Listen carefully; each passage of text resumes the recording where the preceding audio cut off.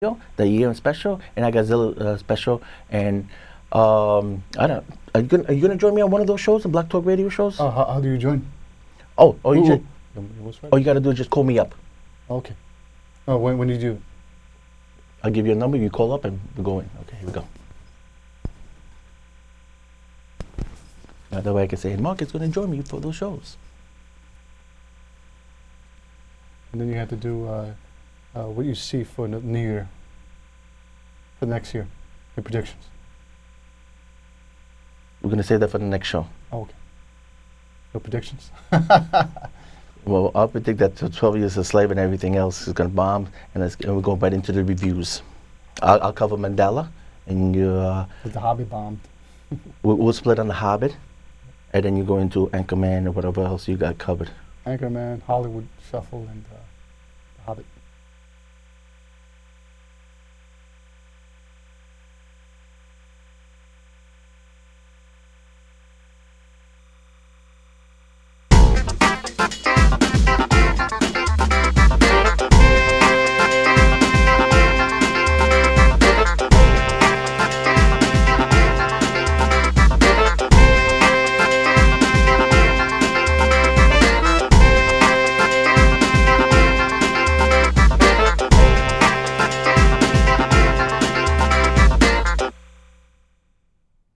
Well, hello, everybody. Welcome to the show. I'm Frankie San, my partner Mark.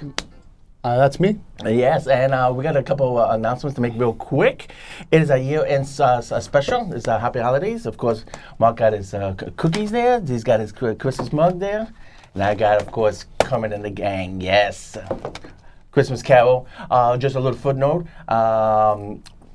We mentioned a couple of things in the last show. Some people have passed away. Between then and now, great actor Peter O'Toole died. Michael Caine stars in this one, in the Muppet Christmas Carol. And he did a movie when he first started out. It was called Zulu. And it was about a movie where the British Army back in the late 1800s fight against 3,000 Swahilis, I believe. They're called the Zulu tribe, 3,000 African.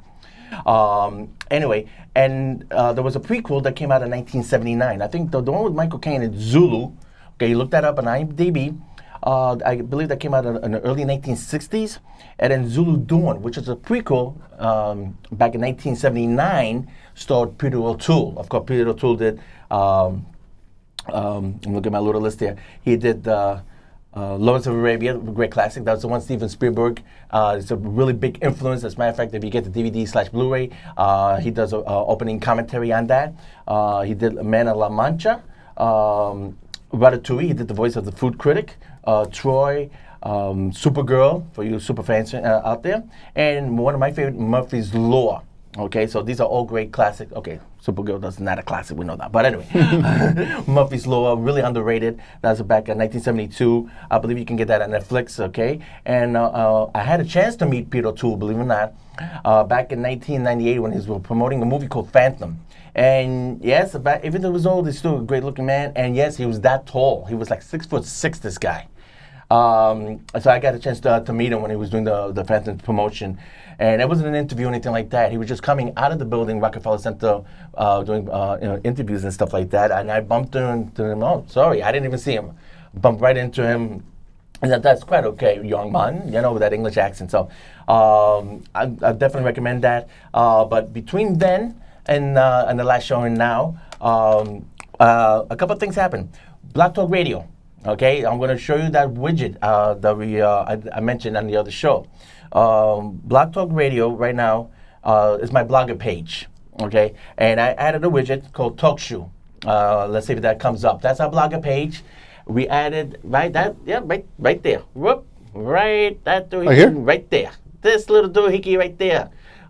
Is a variation of Black Talk Radio. It's another company, and Mark is going to join me on that. We're going to have specifications and details on that on this very particular blog page, okay? And I also will make that announcement on the Black Talk Radio and Videoland Express website, okay? So that's the widget. And we're going to be doing test runs, and starting January, it'll be full-time. We'll be able to do an hour, 2 hours. That's the reason I pulled back in the Black Talk Radio shows. I'm going to be having a big Mix Mash show okay, and a year-end special. They're going to be 2 separate shows, and a Godzilla special, like I promised you. Black on Talk Radio, and then we're going to go talk show. Now, the main reason I'm saying that, I thought this was going to be the last show. We're going to be coming back for one more show, and it's going to be our best of and the worst of, and also going to mention about some Oscar predictions, and of course, they announced the Golden Globes, and we're going to go into some reviews right now. And the main reason I'm saying that, because in the Golden Globes, they announced, well, what's our prediction? 12 Years a Slave. The Wolf of Wall Street did not get nominated for Best Picture. It did get nominated for Best Musical Comedy, but not for Drama. Okay, so that got wiped out. Only because 12 Years a Slave is going to go up against The Hustle, or American Hustle, should I say? And Mark, you saw that, and you got something to say about that. I do. All right, Oh, boy. American Hustler. Let me. How can I break it to you? It starts out pretty much telling you what the movie's about. It starts out with a caption saying, this is sort of based on what happened. It's not, they don't even say it's based on a true story, because I guess between what really happened and this movie are 2 completely foreign elements to each other, right? They talk a big game. The people in this movie were Jennifer Lawrence from The Hunger Game, Bradley Cooper, Christian Bale, and Amy Adams, who also won an Oscar. So you have at least 3 Oscar winners here, right? Christian Bale won a supporting actor for The Fighter. Right. Jennifer Lawrence, she won for Civil Linings Playbook. Right. And Amy Adams, who also won for The Fighter. Right. Which was with Mark Wahlberg. Right. They make a big deal about how Christian Bale gained a lot of weight for this movie, how he shaved his head or something. But, I'm sorry to say that the movie falls flat. It really didn't do anything for me, and what do I care? He gained 50 pounds or 40 pounds of weight. It didn't seem to add to the mystique of the character. It just made him fat. It didn't make him a better actor. To me, I'm sorry to say this, he's a very overrated actor. Okay, how about the movie? Because it got nominated for I don't know how it got Best nominated. Picture. Why would it looked like it fell flat. It went completely on a tangent. They made Bradley Cooper do everything from snorted cocaine to attacking his boss physically to pulling a gun on him, almost as a style of Reservoir Dogs. If you wanted this to be Reservoir Dogs, then hire Quentin Tarantino. But this thing had no spark. I think it was just dead on arrival. I saw a lot of people of the AARP crowd enjoy this film. They go to all these films. They love it. They go there matinee where they can get the $8 price, and they enjoy these films. But this was completely dead on arrival. This is my opinion. If you see it yourself and you're pretty much on our level and you go to see this movie, you're not going to enjoy it. I'm surprised. I know there's some of the reviews that said it was convoluted, but and some of the reviews are split, like Rotten Tomatoes. But I'm surprised this got nominated for Best Picture at the Golden Globe Awards. Well, it probably tells you who's running the Golden Globes. Yeah, I mean the AARP. Well, we mentioned that on one of my Black Talk Radio shows. We reviewed Rush, the Ron Howard picture about the racing guys, and said, it's about 2 assholes, basically. Yeah, and the 2 picture's rich over guys. 2 rich guys, yeah. And in the meantime, that got nominated for Best Picture. Okay, and The Butler got shut out. Okay, so that's what I'm predicting right now. We're not gonna. The next show we're gonna go. I think the big race right now is for Best Actor. But if I was the Best Picture, it looks like 12 Years a Slave's got it, and that's it. Yeah, I would predict so too. I mean, from what I've seen, it definitely has better acting. This thing, American Hustler, it seemed like the writing fell flat. They didn't know where to go with it. At one point, it seemed like Christian Bale didn't know what to do with it, and they probably said, no, just emote more. Just, be around your surroundings, smell your surroundings. This seemed like some kind of actor studio project. It was terrible. This is my opinion. My top 10 is something like really grungy, something like that. It's Pain and Gain with Mark Wahlberg and with The Rock. Yeah, The Rock, with Dwayne Johnson. Dwayne Johnson, Tony Shalhoub, the Monk. The Monk? Yeah, he's on that. He was hysterical. Ed Harris. It wasn't a bad picture. A lot of people are putting this down. Then you're telling me about American Hustle, whatever. Hustler. It's like Pain and Gain. See that instead. Jesus. Okay. Jennifer Lawrence was good in it. I give her props.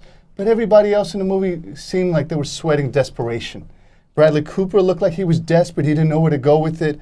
Amy Adams, she at one point didn't have any makeup on, and she looked like she was sweating profusely, and she was really didn't know where the script was But going. who was it? David Skelnick? Was that his name? The director, or David Russell? Yeah, he did also Silver Linings Playbook. Which I thought was overrated last year.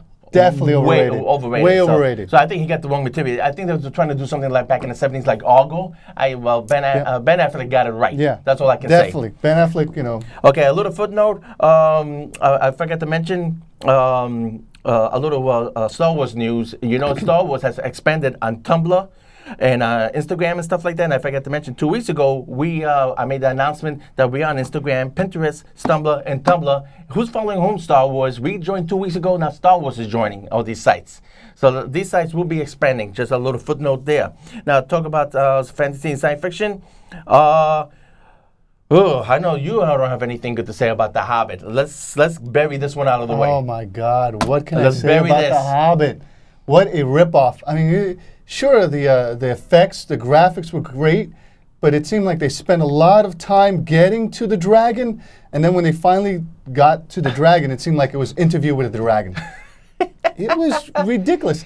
Was a conversation that long when Frodo spoke to the dragon? I guess it's not Frodo, but was that conversation that long? Right. When Frodo I was playing the guessing game with Gollum and Lord of the Rings and stuff like that. They were going back and forth. And so what is this again? The Frodo meets Gollum. Now it's Bilbo with the dragon, and that's not even in the book. And most of the movie is not. It's not in the book. No, I don't know what movie they were shooting. They seem like they say, let's stretch this movie out. We can make 3 movies when they all could have been done in 1 movie. Yeah. To tell you the truth, honestly, it could have been all done in 1 movie, but they stretched it out so they could get more of their money in their pockets, and I don't think it's working out for them. No, the third one, though, they got a real big problem in the box office because I already lost, believe it or not, who's it, though? He's got a review of Anchor 3. Let's bury this one first. Yes. Anchorman 2 will probably be a 3 because the movie is doing that huge at the box office. Yep. Number 1, and already The Hobbit is already at, The Hobbit 2 is already at number 2. It lost 50% of its box office, and people are not seeing this in 3D. They're not seeing this in 3D Max. Don't waste your money. And they're staying away from that whole 24 frames per second. So this movie is taking a beating. So I know the studio can't wait to release Hobbit number 3. Don't waste your money. Yeah, I was so disappointed in this. My little footnote is Orlando Bloom shows up in the first 30 minutes of the movie with his chick friend there. And Legolas basically steals the whole movie. And then they have a nice wheelbarrow scene where they're going down the waterfall. I think that was really shot down when they escape. I thought that was really cool. Oh my God. And then that's about 1 hour into the movie. Speaking as an editor, as far as the pacing and everything like that, it all leads up really good. And then you have to go through another 2 hours before you get to the dragon. It's ridiculous. You got to be kidding me. An hour and a half before you get to Smaug the dragon. Yeah. And they easily could have fitted the whole fight scene with the dragon. We all know what's going to happen. We all know what's going to happen, what's leading up to. It's like they cut away right where you know what's going to happen and they say, well, we see if we could stretch it out a little more so we could get more of your dollars for the next one. Yeah, I mean, and this is really going to do bad and Blu-ray sales and stuff like that. I know they're going to release the movie, special editions, box sets, the box sets, and then good luck special glasses. Special glasses, save your money. I was really disappointed. Yep. On my blog, I still give it a 3 because I'm hoping special effects are really good. Yes. But he called me on a good day. This movie should have really gotten a 2. And talking about the number 1 movie of the weekend.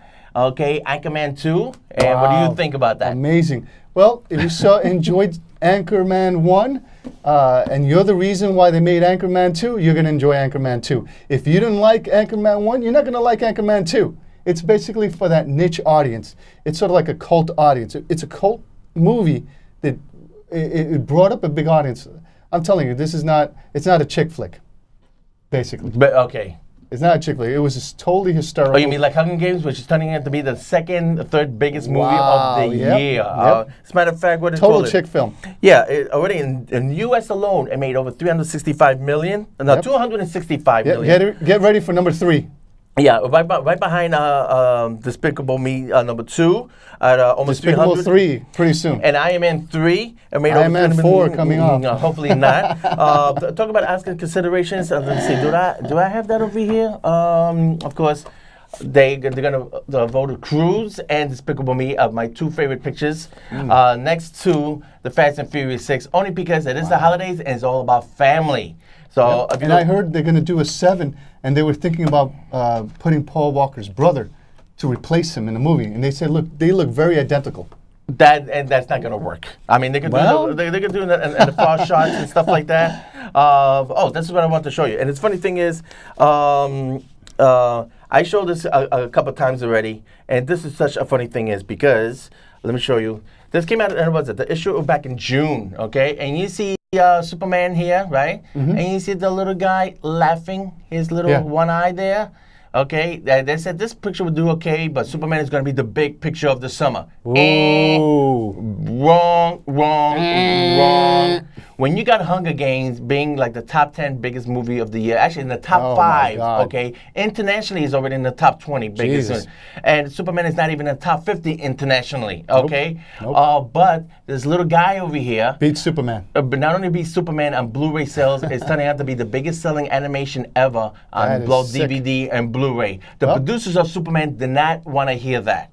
Okay, animation and a chick flick, Hunger Games. I got my copy. Yep. Get your copy. The DVD's out already. So, Despicable Me is the biggest selling animated Blu-ray ever. Oh my God! And the toys alone have come out on Toys R Us. It's ridiculous. Come on, they were so cute in the movie. Come on, remember one of them played Isaac, the bartender? Yeah, tell me you wouldn't want to get your Isaac. There you go, okay? We're not get you Isaac. So that made history. A little footnote from the last show, okay? Good question. We forgot to ask. How are we going to get the phone caller? We got the phone number up there. How are we going to get notified? If we get the phone number up there, maybe they'll call, or some of you viewers will remember to write it down. Okay, but hopefully they'll punch in. Let's keep going. Okay, feel free to cut us in anytime. Big news. Last show, I did mention Mandela. Okay, and yes, this gentleman, Idris Elba, got nominated for Best Actor at the Golden Globes for Mandela. And so did Matthew McConaughey for his performance. Okay, that was a nice surprise. He came from Thor.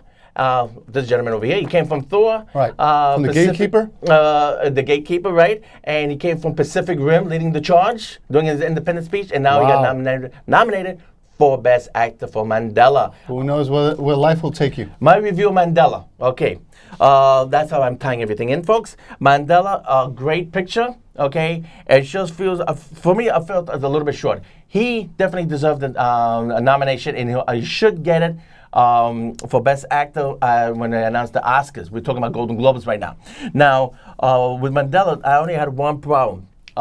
Batman gets 3 hours, Gandhi got 3.5 hours, and this gentleman only got 2.5 hours. Wow. It seemed like the certain scenes were a little bit condensed. Let's move on. Okay, he's a young Frenchman, gets married, and he's from college, he gets married, and then he gets arrested. Let's move on. He's in jail. Let's move on. He gets out of jail. Let's move on. A lot of the scenes got rushed. I'm hoping that's a director's cut of a good half hour, that they can actually take the time with this. I know it was made with a big budget in mind. Wow. Okay, that's no problem, because, but it's about, Mandela himself. You don't need a $100 million production. Okay, I thought either that or maybe this picture was better off maybe on one of the networks, Hallmark Channel or History Channel, and they can split it in 2 parts, make it like a 4 hours, have 2 hours one night, 2 hours another night. He really deserved that. The picture felt a little bit condensed, a little bit edited down, and the picture came in 2.5 hours. I mean, then we got superheroes running 2.5 to 3 hours. Yep. What the hell is up with that? Fantasy beats reality, I guess. Yeah, and especially when you compare it to the Hobbit 2. 3 hours? Are you serious? Of climbing? What a shame. Yeah. So Mandela, if you're not, and it's not really doing that good at box office. They really haven't pushed it. But all I can say is he deserved the nomination for Golden Globes. Hopefully we'll get it for Oscar. Will he win it? Well, he's going up against that other dude for 12 Years a Slave. I think that's what the competition is going to be. Bruce Dern might get it only because he never got an Oscar. And Robert Redford got an Oscar for Best Director, but never for acting. And, of course, everybody's pushing for Tom Hanks. You had to think about Tom Hanks about the Disney movie? Right. From what the Disney movie came out and the reality of it, it's two different things. Sort of, it's another American hustle. I mean, who's being hustled? Us. Because they in this Mr. Banks movie, it's supposed to be about this cute story of how he gets along with the author of Mary Poppins, how they become best friends, how she is sort of bent towards his will, but in reality, it's never really happened. This was all a lie, folks. You know, it's sort of what they say, if you don't like the way the history came out, change it. And this was when I was talking before, when another Tom Hanks film, right. If they wanted to make it better, why didn't they just make it seem like the captain in that other film died, if they really want to make it better? Right. You know, they're willing to do this with Mary Poppins. Pretty soon, give or take 20 or 30 years, they'll change all history and make it and bend it the way they really want it to come out. Right. You know, and this is what happened with Saving Mr. Banks. It's a contrived story. It really didn't happen. But, you know, if you like Tom Hanks and you like the way the stories are told, you'll probably enjoy this film. Well, I mean, come on. I mean, it's based on Disney. And, of course, they can't have a reality of the author didn't like the idea it's going to be made into a musical and the actors dancing with penguins. Right? Because animated figures, singing, no less, singing and dancing, stories about witchcraft. Yeah, you know, I mean, because it was a homage of paying a tribute to her maid who took care of her and raised her. Right, and then they had no magic. She had no magical powers. She wasn't a witch. Right, she didn't bring about any penguins. Right, she didn't dance with the chimney sweeps. Basically, she was a caretaker. Yeah. And of course, and she hated Walt Disney for this, and she despised them, and she despised the movie, and she gave no credit. Of course, in reality, Disney does not like that. We gotta have a good happy ending. Happy ending. It's gotta have a happy ending. So saving what was his name? Mr. Banks. Mr. Banks. Thank you. And of course, she plays hardball. She plays hard to get. She wins them over. It becomes a sweet love story. Everybody's happy. That's a Walt Disney production. In real life, she hated his freaking guts. Yeah. Die, Walt Disney. Can't have that in the Disney movie. No, you can't. Everybody's got to love Disney by the end of it. Yeah. But we love Disney too. We can't make enemies with them, or you know, they'll get rid of us. Well, they're going to get rid of Harrison Ford. Remember, he said, I'm not going to do Star Wars unless I'm Indiana Jones, right? So what happened? Finally, Disney says, oh, yeah? Okay, let's do this. We're going to buy Indiana Jones, a part of the franchise, okay? Yeah. And now we're going to wait 2-3 years, and by the time we get around to it, Harrison Ford is going to be about 75. So automatically, we're talking about a reboot. Right. And then everybody now is Han Solo going to be in the new Star Wars. Well, J.J. Abrams, they brought another guy and another guy. The script has gotten completely thrown out, and they're going to have to rewrite the script again, which means that maybe Harrison Ford is already dead, and they're going to go find his son who got kidnapped. That's based on one of the books, okay? I'm not exaggerating. I'm not rumor. It's one of the books. You Star Wars fans know what I'm talking about. Don't mess with Disney. Don't mess with Disney. That is the whole thing. That's the whole story. That's a movie that you're never gonna see. That's too bad. Mickey the Gangster. Jesus Christ. That's what should be. I sometimes they sometimes show Mickey the Gangster in the Comedy Central show South Park, where they pull out Mickey the Gangster, and he really lets you know what's happening. Oh yeah, you don't like it this way? It's gonna happen this way, or else. Or else. I saw that on Google Plus page. And you see the throne, right? It's a giant throne. And you see the back of the throne, and you see, you know it's Mickey Mouse, but you see the big ears.